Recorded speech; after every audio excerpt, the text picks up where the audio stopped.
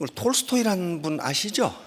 전쟁과 평화, 안나 까리니나를 썼던 그분이 인생록에서 이런 말을 해놨어요. 당신에게 가장 중요한 때는 언제인가? 언제라고 그랬어요? 네, 지금이다. 현재다.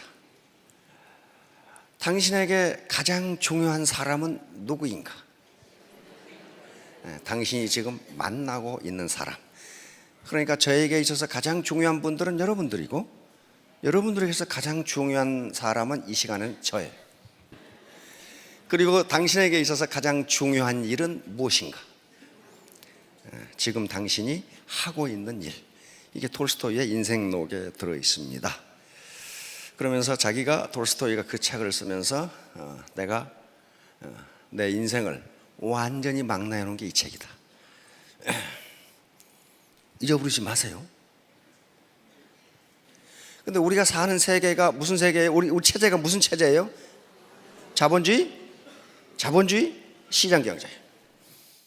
그러니까 현재 내 삶이 불만족스럽다면 뭐가 부족해요? 자본이 부족하구나. 자본이 부족하면요, 죽었다가 까무러치는 수가 있어도 잘 살지 못해요. 왜? 자본주의 시장경제잖아요. 자본이 생산을 한다고, 자본이. 그러니까 내 봉급이 적다, 내 소득이 적다, 내 일이 안 된다, 이 삶이 이 모양이냐? 그것은 자본 부족이에요. 자본 부족. 그러면 이제 문제는 이거예요. 뭐가 자본이냐? 그렇죠. 뭐가 자본이냐? 자, 옛날에 농경시대에는 뭘 가지면 부자였습니까? 땅이야, 땅. 그때 땅이 자본이에요. 그 다음에 산업화 시대에는 누가 부자였어요? 네, 그때부터 헷갈리기 시작하는 거죠. 네, 그때부터 자본을 가진 사람이 부자예요. 이때 자본은 돈을 자본이라고 하지 않습니다. 공장, 기계, 설비, 건물, 이게 다 자본이에요. 지금도 자본을 가지면 부자예요. 서울 강남에 상가, 5층짜리 상가가 있다. 이게 뭐예요? 자본이에요. 그 자본은 자본주의 시장 경제에서 생산성을 발휘합니다. 건물이 생산성을 발휘해서 나한테 아무 일을 않더라도 소득을 갖다 줘요. 그 자본은 크리스마스 날도 안 쉬고 일요일 날도 안 쉬어요. 1년 365일 생산 활동을 해요. 그게 자본이에요. 근데 가장 중요한 것은 이제 인적 자본인데, 다행히 우리나라는 굉장히 빠른 속도로 세계의 역사의 흐름과 같이 하고 있어요. 지식정보화 시대로 들어가 버렸어요. 지식정보화 시대라는 것은 지식과 정보가 무엇이 되는 것이다? 생산 요소, 돈이 되는 것이다. 공장 아무리 큰 것 가지고 있어도 안 된다 이거야. 이제 안 돼. 지식과 정보가 들어가지 않으면 돈이 안 된다 이거야. 그게 지식정보화 시대예요. 지금 우리가 그 시대를 살고 있는 게 다행히 그런데 애터미 정보라는 걸 알았다고요. 정보는 공짜가 아닙니다. 절대로 공짜가 아니에요. 근데 이 사회, 다음 사회, 지식정보화 사회에서 지금 우리는 어떤 사회로 가고 있냐면은 미래학자들이 드림 소사이어티, 꿈의 사회로 가고 있다고 그럽니다. 드림 소사이어티에서 가장 중요한 게 뭐냐면은 이미지예요. 당신의 매력이라고. 매력이 가장 중요한 생산자원이에요. 뭐라고 그랬어요? 매력. 이 양반요, 노벨상 받은 분이에요. 노벨 경제학상을 받았는데 전공은 심리학이에요. 심리학자로서 인간이 의사결정을 어떻게 하는가를 연구해서 노벨상을 받았어요. 자, 섬김 리더십. 이게 이제 매력의 기본이에요. 처음 오신 분이나 또는 얼마 됐더라도 리더십이라는 말이 굉장히 생소할 수가 있어요. 내가 무슨 리더인가? 내가 누구를 끌고 가지? 그런데 모든 인간은 근본적으로 리더입니다.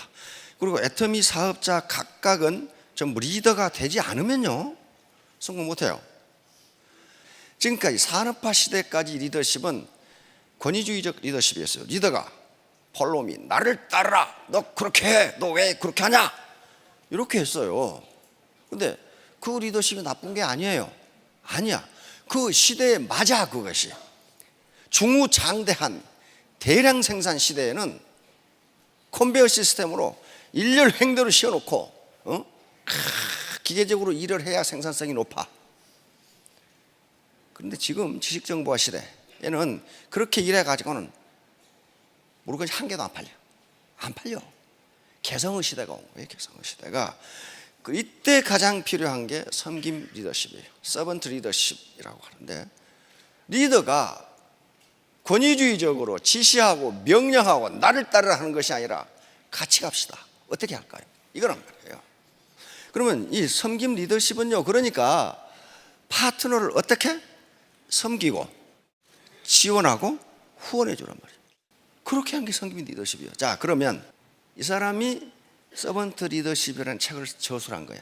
그런데 이 사람이 어디서 그 아이디어를 얻었느냐? 요 헤르만 헤세의 소설을 읽고 서번트 리더십이라는 걸 아이디어를 번쩍하고 얻었어요.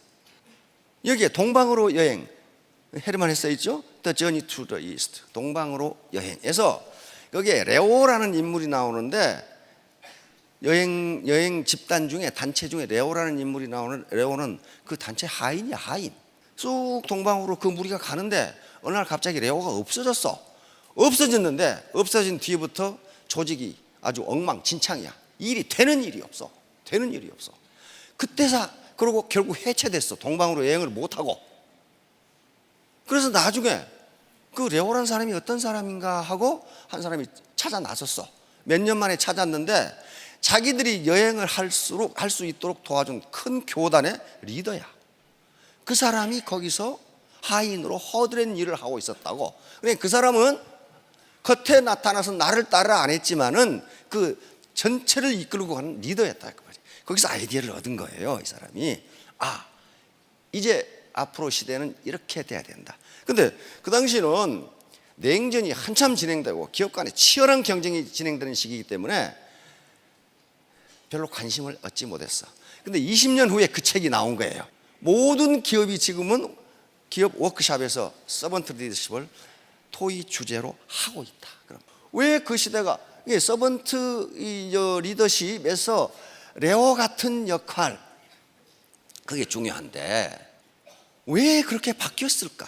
20년 전에 그린리프가 얘기할 때는 아무도 말을 안 듣다가 20년 후에 갑자기 이거 봐라, 이거 해야 되겠네, 바뀌었을까?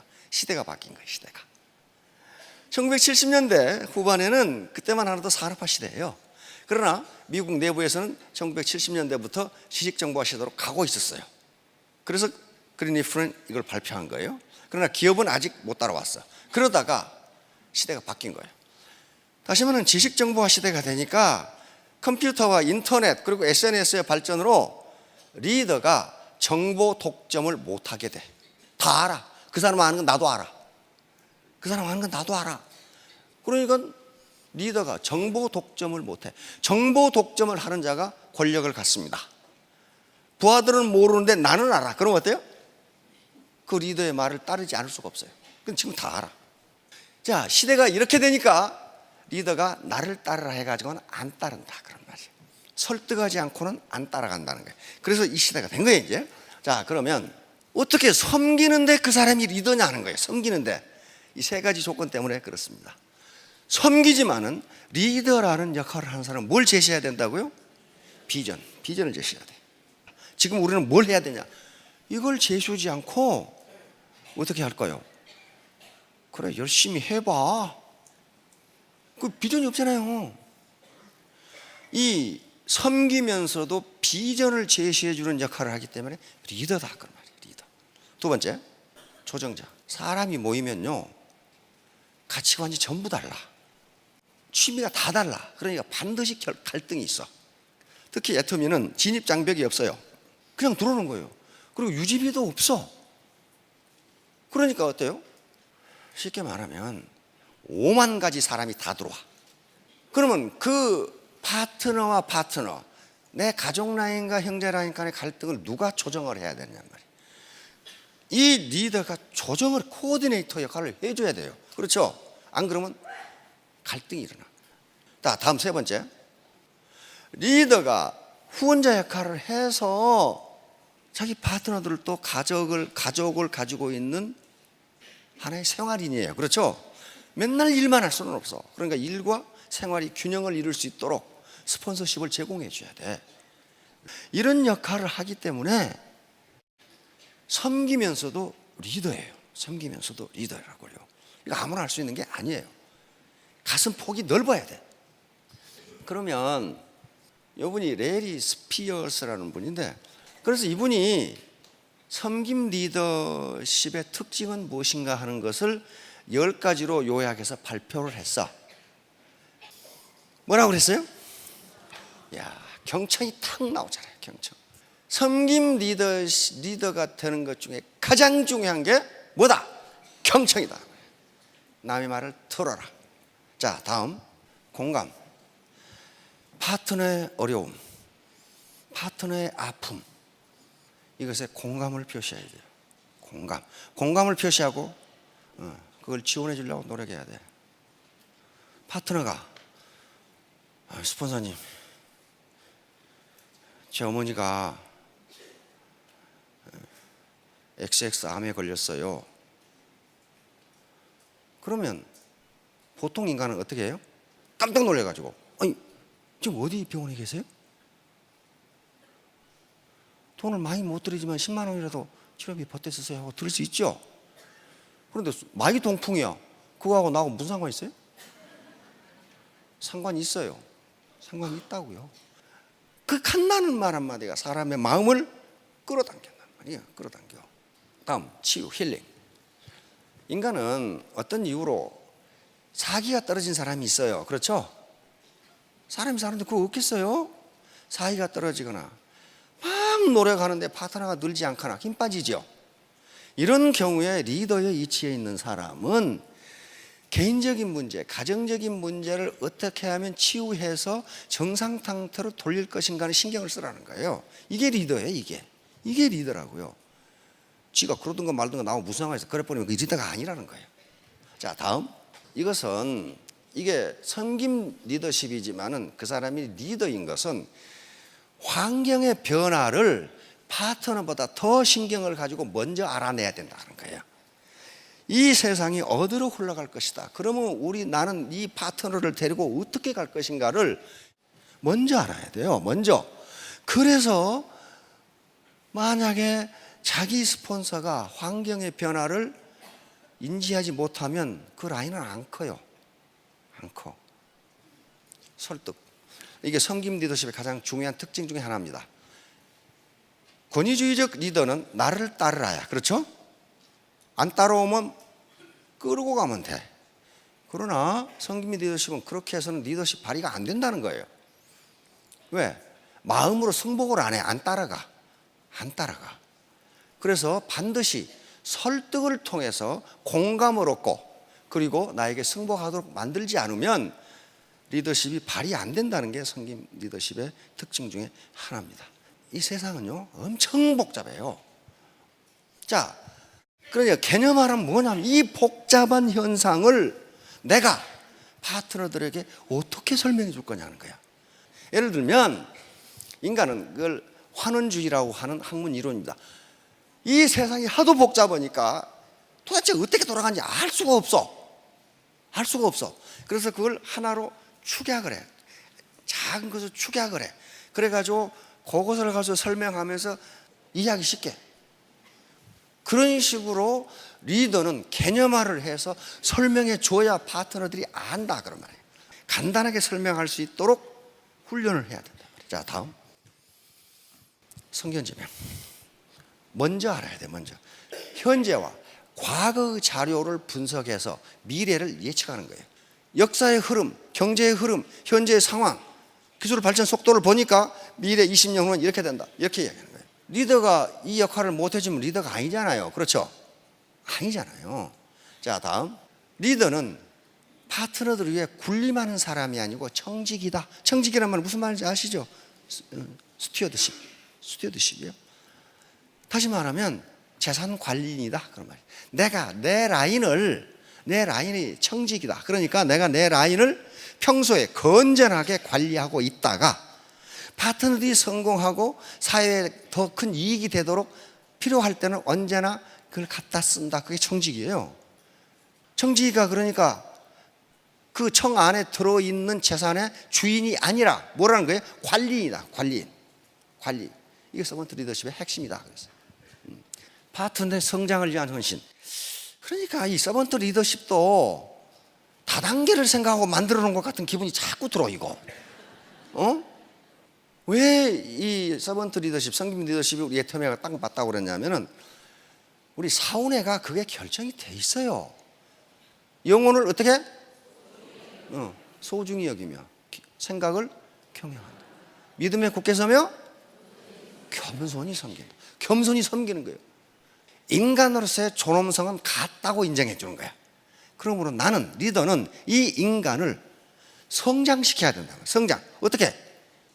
정신적으로 성장시켜주고, 여기 나와 있죠. 어떻게? 개인적 성장. 이 사람은 그러니까 이런 사람을 자기 개발, 자기 발전을 할 수 있도록 도와줘야 된다. 그 다음에 어떻게? 직업적으로 애터미 사업을 좀 더 잘하도록 애터미 사업의 본질과 핵심을 알려줘야 된다. 세 번째는 뭐예요? 정신적으로 안정이 될 수 있도록 지원해야 된다. 이게 파트너의 성장이에요. 랄프 waldo 에머슨이라는 미국의 철학자가 있습니다. 현재 미국의 정신을 만들어낸 사람이요. 그 사람이 뭐라고 했냐면 당신이 나를 끌어올리려면 당신이 나보다 높은 곳에 있어야 한다. 높은 곳에 여기서 내가 이렇게 끌어올려줄 수 있다. 그 말이야. 그 말은 무슨 말이에요? 리더가 파트너들을 성장시키려면 누가 먼저 성장해 있어야 한다? 리더가 먼저. 이게 마지막이 공동체 형성. 무슨 말이냐면요, 옛날에 우리가 살 때는 한 마을에서 지역 공동체를 이루고 살았어요. 거기에 일가 대소가 또 다 모여있는 경우가 있어. 그렇죠? 그럼 어때요? 어느 집에 결혼식이 있다, 초상이 났다 그러면 온 동네가, 어떤 사람은 콩나물 삶아가고 어떤 사람은 뭐 삶아가고, 하나의 공동체로 마치 형제지간처럼 그렇게 살았어요. 그렇잖아요. 그런데 도시화가 진행되고 산업화가 진행되면서 이 지역 공동체가 깨져버렸어요. 그러면 그 공동체를 친구로, 내 라인, 내 파트너, 내 센터, 내 팀을 마치 피를 나눈 형제처럼 만드는 그 역할을 누가 해줘야 된다? 리더가 해줘야 된다. 리더가. 그렇게 되면 사업에 성공하고 인생이 그렇게 고달프지가 않아요. 내가 어려웠을 때 누가 달려와요? 친구가 달려오잖아요. 친구가 아닌 놈 안 달려와. 친구가 아닌 놈 언제 달려오느냐? 내가 밥 살 때 달려와. 그러면 내가 어려움에 처해서는 그러면 어디 가버리고 없어. 그래서 그렇게 만들라는 게 공동체를 만들라는 거야. 그래야만 당신의 조직이 발전한다는 거예요. 그렇게 하시겠죠? 그렇게 하시겠죠? 어떻게 되자고요? 따뜻한 사람이 되자. 결론 하나입니다. 따뜻한 사람이 되자. 내가 따뜻하면 파트너들은 따라오게 돼 있어요. 아시겠죠? 예, 3년 후, 5년 후에 모두 월천택 월천남이 되시기 바랍니다. 예, 감사합니다.